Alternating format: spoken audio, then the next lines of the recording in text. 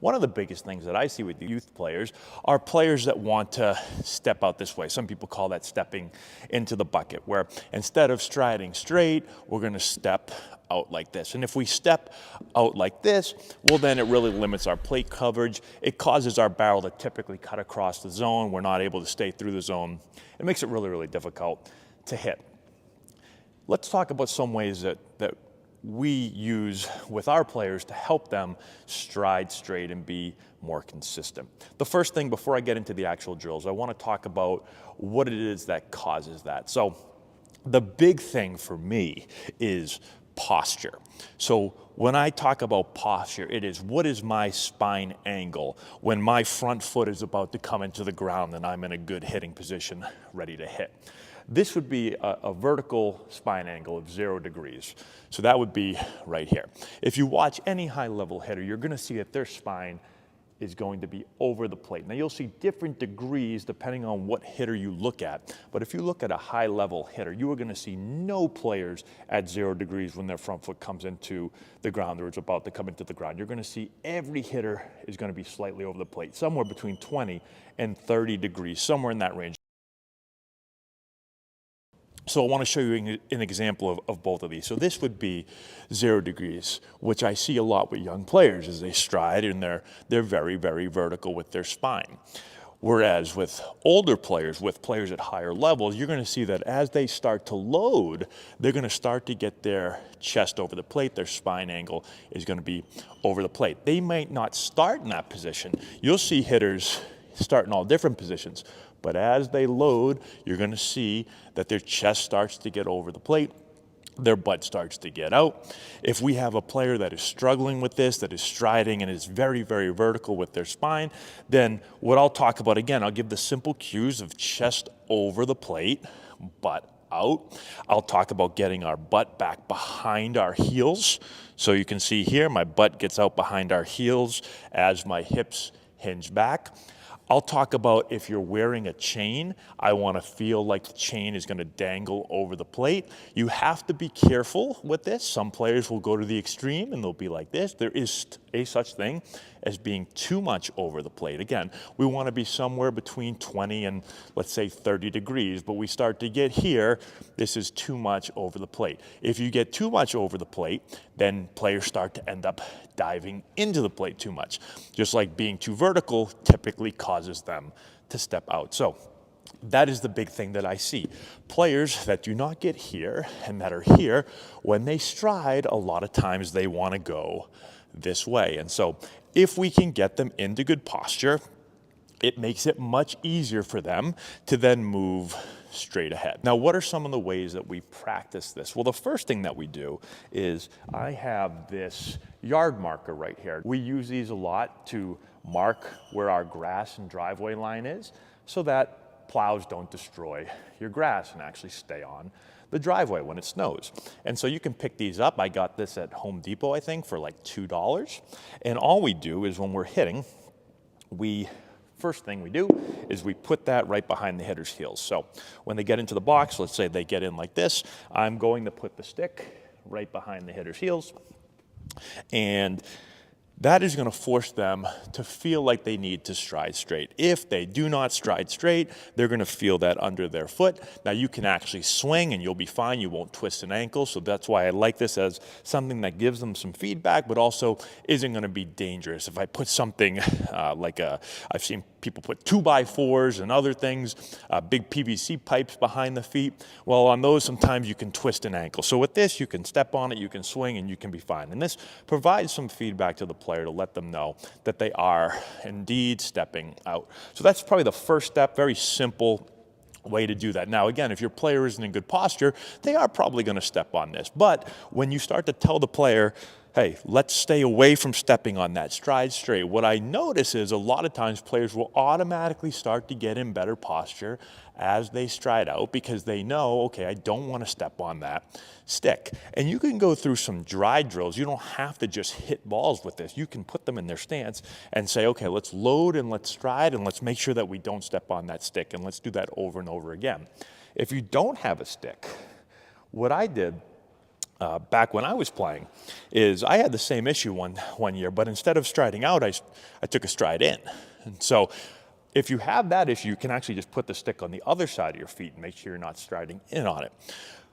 But if you can just find a simple line, whether that's here on this mat, or you can just put a piece of tape down, or if you're outside, you can take a piece of chalk and just draw on a driveway, and you can just stand on that line and just over and over again, just load, stride, and stop, and check your feet and make sure that you're striding straight. And that's what I did, very, very, very simple elementary way, but I did that as a professional player. One off season, I developed that bad habit during the season, and in the off season, I just took thousands of strides. I just came into the facility and I just would stride, check, load, stride, check. And I would do it over and over again to the point where that's the only way my body knew how to stride. So those are some really, really simple ways to do it. Now, if those are not working, there are a lot of posture drills that we use. I'm going to give you a couple of them. We have a ton of them. If you want to click on the description box below, we have a swing course which talks about posture a lot and has a ton of drills. I'm not going to give you them all right now, but let me give you a couple of them. Again, that's one of them. Let me give you a few more. So the next ones involve a medicine ball. And before we get to the medicine ball, we actually just use a net. So you can use a net, you can use an L screen, something that you can put your head on. So let's change the camera angle here. I'm going to bring you over here onto this net. Okay, so now that we have this net right here, all I'm going to do is I'm going to actually turn my hat around sideways or backward. You can actually take your hat off. We're going to put our hands across our chest, and we're going to get a few inches away from the net, and all we're going to do is we're going to put our head on the net. Again, you can do it with an L screen, you can do it with a wall. We do it sometimes with our bag that is over in that corner, or you can do it with a net. So we're going to cross our hands over our chest. We're going to have our butt out, chest over. I'm going to get the player into good posture. And all I'm going to have them do is I'm going to have them stride, and then I'm going to have them turn and rotate. And so by having my butt out, my chest over, and having my hat just skimming the net, by keeping it there on the stride, you're remaining in good posture. If the player doesn't remain in good posture, what they're going to do is their head is going to come up off of the net. So you keep the head on the net, and it almost automatically makes you stride straight. So that's the first step. Just butt out, butt behind heels, chest over, head on the wall or on the net. I'm going to load and stride, and then from there I can turn and keep my head there. So that not only makes me stride in good posture, but it also makes me stay there as I make my turn. So that's the first thing that you can do. The second thing, let me keep my hat like this. The second thing is, then we'll take a medicine ball. So here I have just a 4-pound medicine ball. You can use, for our young players, we usually use 2 and 4-pound medicine balls. For our older players, you can get a little bit heavier than that, but really 4 pounds is probably the heaviest you have to go on this drill.